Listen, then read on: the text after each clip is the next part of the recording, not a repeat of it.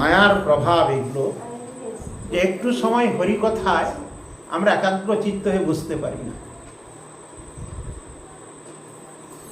কারণ ধর্ম সনুষ্ঠিত পুংসাং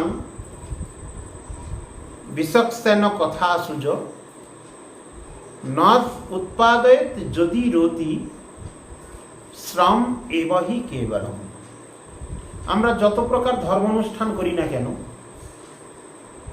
যত প্রকার স্বীকৃতি কিংবা পূর্ণ অর্জনের জন্য কর্মানুষ্ঠান করি না কেন, যতক্ষণ না ভগবানের কথার প্রতি রতি না জন্মাবে, ভগবানের কথার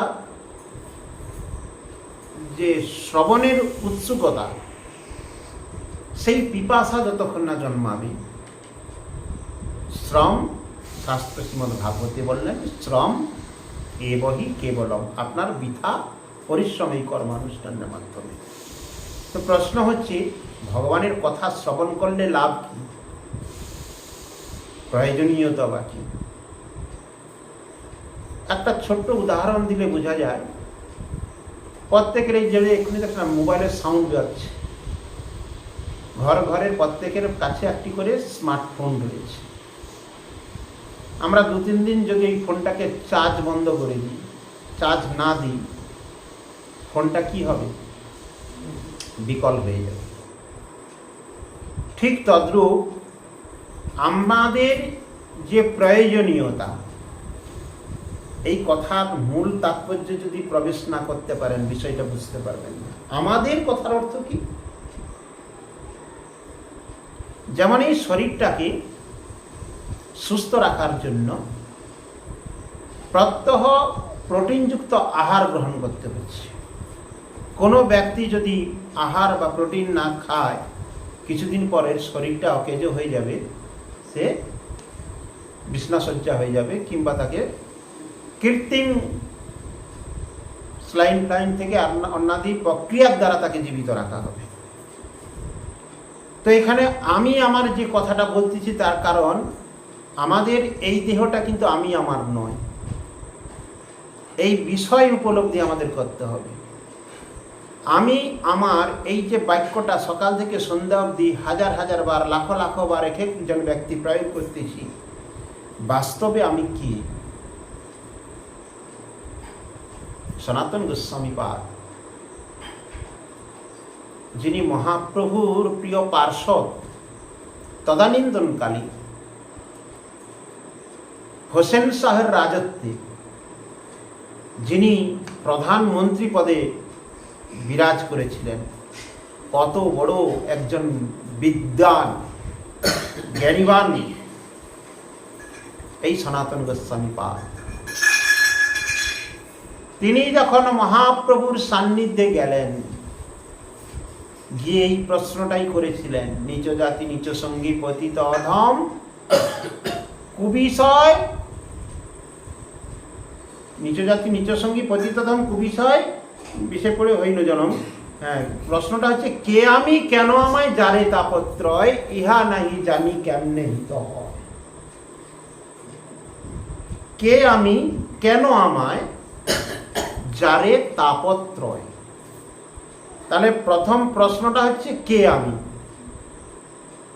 আমি যদি আমাকেই না চিনতে পারি, আমি যদি নিজেকে না চিনতে পারি, তাহলে আমি চিনব কাকে?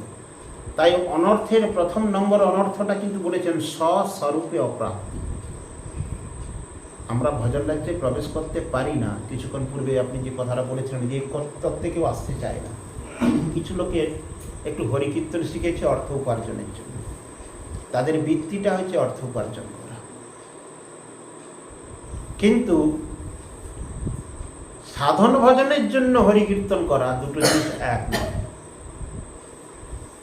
অর্থ উপার্জনের হরিকীর্তন আর ভজনের হরিকীর্তন দুটোকে গুলিয়ে দিলে হবে না। তাই স্বরূপ যতক্ষণ না উপলব্ধি করতে পারছে, কে আমি, কেন আমায়, যারে তাপত্রয়। কে আমি, তাহলে প্রশ্নটা আমি কে? তাহলে সকাল থেকে সন্ধ্যা অবধি যে আমি আমার বলছি, এই আমি আমার ব্যক্তিত্ব হচ্ছে আমাদের ভিতরে যিনি বসে আছেন, যাকে আমরা জীবাত্মা কিংবা আত্মা বলছি, তিনি বলছেন কি। এর সাক্ষাৎ উপলব্ধি আপনার হয়ে যাবে। আপনি স্থির মস্তিষ্কে শীতলভাবে খাওয়া দাওয়ার পর কি অনুকল্প পাওয়ার পর, আজকে উপবাস তো, যখন শয়নে যাবেন তখন নিজেকে নিজে একটু প্রশ্ন করুন, আচ্ছা এই শরীরের মধ্যে এই যে আমরা বারবার আমি আমার বলছি, ওটা কি? আমার কপাল, আমার চোখ, আমার নাক, আমার মুখ, আমার হাত, আমার পায়ের যন্ত্রণা, আমার পেট ব্যথা। তাহলে বাস্তবিক আমার শরীরের যত অঙ্গ প্রত্যঙ্গ রয়েছে, এগুলো কেউ আমি নয়। হাতের কাছে নড়ে চড়ে, খুঁজলে পর জন্ম মিলেন না, কথা কয় সে দেখা দেয় না। সারাদিন যার অহংকারে আমরা বলে বলিয়ান, এত লম্ফজম্প, এই আত্মা চলে গেলে জীবনটা মৃত বলে ঘোষিত হবে, তখন এই আত্মীয় স্বজন বন্ধু বান্ধব বলবে তাড়াতাড়ি এই বেটাকে নিয়ে যা, শ্মশানে নিয়ে যা, জায়গাটা গোবর জল ছড়া দিয়ে পবিত্রতা করি। যে ঘর বাড়ি বিষয় আশয়ের জন্য সারা জীবন উৎসর্গ করে এত ক্লেচ্ছ সাধন করতেছেন, তখন এটাই জায়গা, এই স্থানেই আপনি অপবিত্র। ছেলেটাকে একটু নিয়ে যান, হরি কথা শুনতে গেলে এখানে বাচ্চাকে বেশি বুঝানোর দরকার নেই। বিষয় হচ্ছে কি না, কে আমি? তাহলে আমি কে না, আমি হচ্ছে আত্মা। তাহলে আমার এই শরীরটা সুস্থ রাখতে যদি আহার পুষ্টি আদি প্রয়োজন, তাহলে ওই যে আত্মা, তার কি প্রয়োজন? তার খাওয়ার কি? তার খাওয়ার আমরা কি দিচ্ছি? তার খাবারটা না দেওয়ার জন্যই আমাদের এত উদ্বিগ্ন হৃদয়। আমরা প্রত্যেকের জায়গায় কেউ বলে আমরা শান্তিতে নেই, অশান্তির মধ্যে বিরাজ করছি। অশান্তির মূল জায়গাটা হচ্ছে ওইখানে, যে আমরা সেই আত্মার যে খাওয়ার, আত্মা যে চায়, সেই আত্মার বিষয়বস্তুটাকে আমরা দান করতে পারছি না। তাহলে আত্মার খাওয়ার কি? আমি বিস্তারিত ব্যাখ্যায় যাচ্ছি না, কারণ অনেক তত্ত্ব কথা, এবং বিশেষ করে পুরুষোত্তম মাসের পুরুষোত্তম মহিমা একটু শ্রবণের দিকে যাব। আমি অল্প কথায় একটু বোঝানোর চেষ্টা করলাম, কারণ এর অনেক তত্ত্ব কথা। এগুলো সত্যি কথা বলতে কিছুক্ষণ আগে যে কথাটা আমি বলছিলাম, আমাদের বড় দুর্ভাগ্য এইসব এলাকায় অনেক পারমার্থিক দেখা যায়, অনেক মানে শাস্ত্র অধ্যয়নের দিকে আমরা কেউ নেই, শাস্ত্র চর্চার দিকে কেউ আমরা যেতে চাই না। আমরা ভক্ত হতে চাই, আমরা হরিভজন করতে চাই, আমরা ভক্তি জগতের বলে বড়াই করতে চাই, কিন্তু হরি কীর্তন বা হরি সেবা বা হরি চিন্তন করতে গেলে যে কিঞ্চিত অধ্যয়নের প্রয়োজনীয়তা রয়েছে, সেদিকেই আমাদের কারো আলোকপাত নেই। শাস্ত্র সমুদ্র তুল্য, সিদ্ধান্ত সমুদ্র তুল্য, এক আধ ঘন্টা এক দু দিন বসলে কিছু এর কুল কিনারা পাওয়া যাবে না, কারণ আমাদের মেমোরিতে লোড এত বিস্তারিত লোড হবে না। কিছুটা শুনলাম, কিছুটা হয়তো বুঝতে পারলাম, কিন্তু পরের দিন ভুলে গেলাম। তো বিষয়গুলো কি বলছে, যেমন কি হয়, প্রত্যেকটা জিনিস কালচার। আমরা যদি রেগুলারলি হরি কীর্তনে থাকি, রেগুলারলি, আমরা বয়স কত হলে ওটা বিষয় না, আমি কতটা সময় ওর পিছনে দিচ্ছি ওটাই বিষয়। আমি যত কালচার করব, যত শ্রবণ কীর্তন করব, ততই আমি উত্তরোত্তর বৃদ্ধি প্রাপ্ত হবে। তাহলে বিষয়টা হচ্ছে, আত্মার প্রিয় বস্তু হচ্ছে পরমাত্মার কথা শ্রবণ। যে কথা শ্রবণ করলে অনর্থ উপশমং সাক্ষাৎ ভক্তিযোগম অধ্যক্ষ যে লোকস্য জানত ব্যাসস্য চক্রে সাততং সংহিতায়াং যস্সং বৈ শ্রোমানায়াং কৃষ্ণ পরম পুরুষে ভক্তির উৎপদ্যতি পুংসাং শোক মোহ ভয়াপরা। হরিকীর্তনের আকাঙ্ক্ষা, হরিকীর্তনের কত ঝড় বৃষ্টি হবে, ভূমিকম্প হবে, যা হবে হবে, আমি হরিকীর্তন শুনতে হবে, হরিকীর্তনে আমাকে যেতে হবে।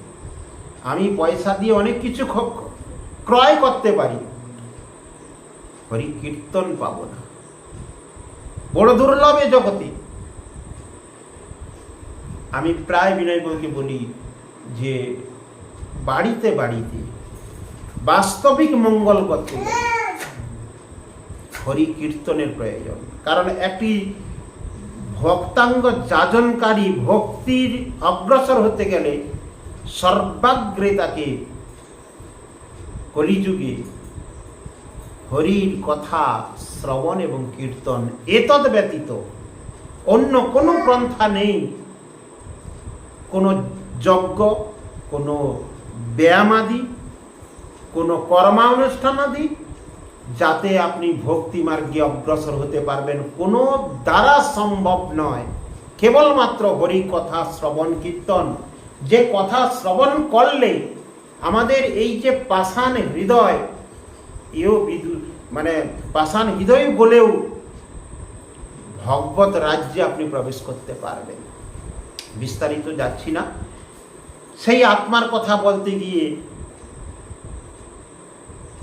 শ্রীমদ্ ভাগবত গীতায় বলেছে না, বাসাংসজীর্ণানি যথা বিহায় নবানি গৃহ্ণাতি নরো বরানি তথা শরীরানি বিহায় জীর্ণা ননানি সংজাতি নবানি দে। সাংখ্যযোগ দ্বিতীয় অধ্যায়ে সাংখ্যযোগে এ সুন্দরভাবে ব্যাখ্যা করেছেন।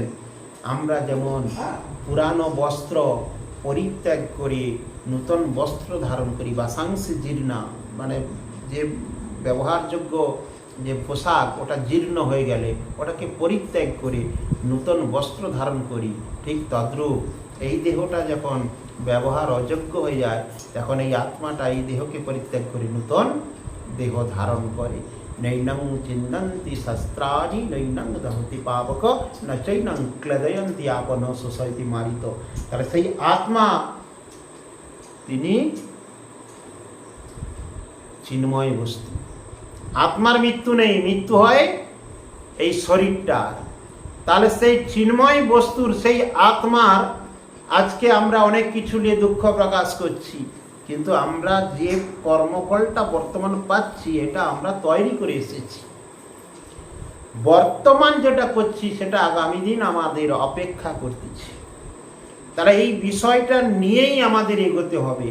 আর সর্বোপরি পরমাত্মার কথা শুনতে হবে, পরমাত্মার সেবা করতে হবে, অর্থাৎ ভগবানের কথা শুনতে হবে, ভগবানের কথা চিন্তা করতে হবে। ভক্তি বলে আলাদা কিছু জিনিস নয়, ভক্তিটা হচ্ছে ভগবত প্রেম।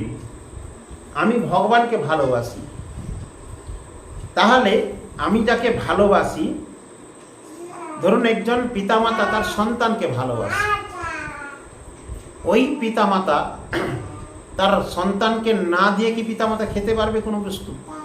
বাড়িতে কিছু রান্না বা কোনো কিছু বিশেষ মানে ব্যঞ্জনাদি কিংবা একটা বাড়ির ফল হয়েছে, সর্বাগ্রে সে তার যাকে ভালোবাসে তাকে দিবে তো। তাহলে সন্তানকে পিতামাতা যেহেতু ভালোবাসে, তাহলে পিতামাতা ওই সন্তানকে দিয়ে খাবে। তা আমরা যদি ভগবানকে ভালোবাসি, তাহলে আমরা ভগবানকে বাদ দিয়ে কি খেতে পারবো?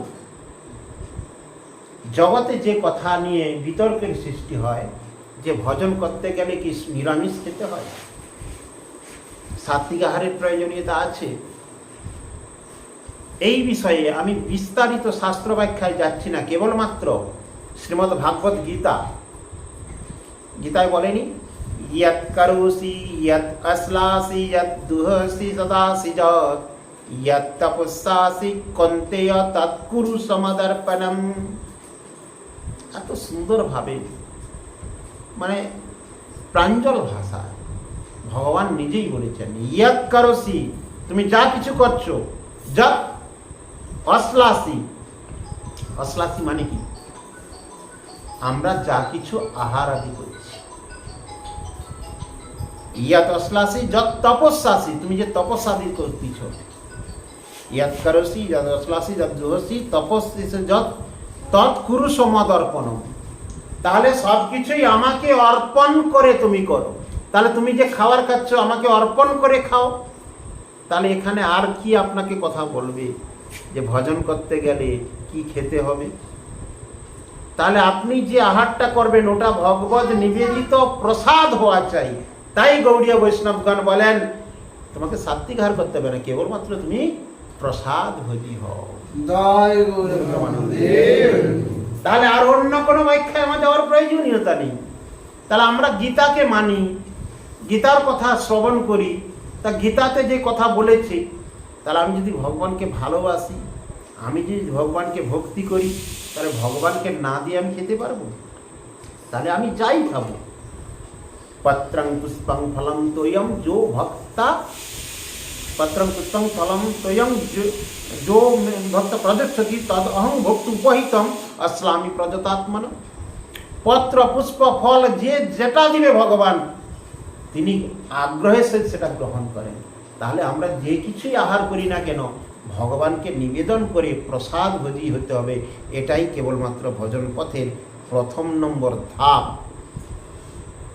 তাহলে প্রথম কথাই আমাকে ভগবানকে ভালোবাসতে গেলে, ভগবানের ভজন করতে গেলে, ভগবানের আরাধনা করতে গেলে সর্বাগ্রে ভগবানের নিবেদিত বস্তু বা ভগবানের নিবেদিত প্রসাদ ভোজি আমাকে হতে হবে।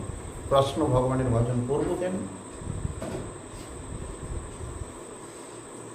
কে আমি, কেন আমায়, যারে তাপত্রয় ইহা নাহি জানি, কেমনে হিত হয় সাধ্য সাধন তত্ত্ব পুছিতে না জানি, কৃপা করি সব তত্ত্ব কহ তো আপনি। সনাতন গোস্বামী পাদ মহাপ্রভুর কাছে বলছেন। এই তত্ত্ব কথায় গেলে অনেক সময় চলে যাবে, আমি আর ওদিকে যাচ্ছি না। কারণ ভজনের প্রয়োজনীয়তা যতক্ষণ না জীব উপলব্ধি করতে পারে, জগতের পিতা কৃষ্ণ যে না ভজে বাপ, পিতৃদ্বহি পাতকীর জন্ম জন্ম তা, ভুরি ভুরি প্রমাণ রয়েছে কেন ভজন করব। কোনো এক সময় যদি আমরা সময় পাই সে বিষয়ে আলোচনা করব, কিন্তু বিশেষ করে আমি পুরুষোত্তম মাসের কথা নিয়েই আলোচনা করব বলে আমি তত্ত্ব কথায় যাচ্ছি না। তো অনুরোধ, যারা ভজন করতে চান, যারা ভগবানকে যারা ভগবানকে ভক্তি করবেন, সময় আমাদের কাছে বেঁধে নেই। কলিযুগ, অল্প আয়ু, আমরা বিচ্ছিন্ন বিক্ষিপ্ত মনোভাব আমাদের, অতি শীঘ্র সিদ্ধান্তে পৌঁছতে হবে। মনে করতে হবে একদিন চলে গেলে আমার কাছে এক যুগ চলে যাচ্ছে। অতি শীঘ্র নিজেকে সেই পথে অগ্রসর হওয়ার জন্য সর্বদা হরি কীর্তনে আমাদের রত হতে হবে। কেবলমাত্র আমাকে একটা ভগবানের উপযুক্ত সেবক তৈরি করতে পারে হরি কীর্তন। তাই সবসময় শত বাধা বিপত্তি থাকলেও, কারণ মায়ার কাজ, আজকে দেখুন একটা হরি কীর্তনের জায়গায় যে আশা আকাঙ্ক্ষা করা হয়েছিল সেই সমাগম হলো না, তার কারণ এটাও ভগবত ইচ্ছা। শত বাধা বিপত্তি পেরিয়েও আমাদের হরি কীর্তনে যেতে হবে, হরি কথা শ্রবণ করতে হবে, তবেই বাস্তবিক মঙ্গল লাভ হবে। তো যাই হোক, পুরুষোত্তম মাস, পুরুষোত্তমের ধাম, পুরুষোত্তমের ব্রত। পুরুষোত্তম তীর্থ কোন জায়গাকে বলা হয়? ভারতবর্ষে 4টি ধাম রয়েছে, পূর্ব, পশ্চিম, উত্তর আর দক্ষিণ। বদ্রীনাথ, দ্বারিকানাথ, শ্রীক্ষেত্রধাম বা পুরী, পূর্বে রামেশ্বরম।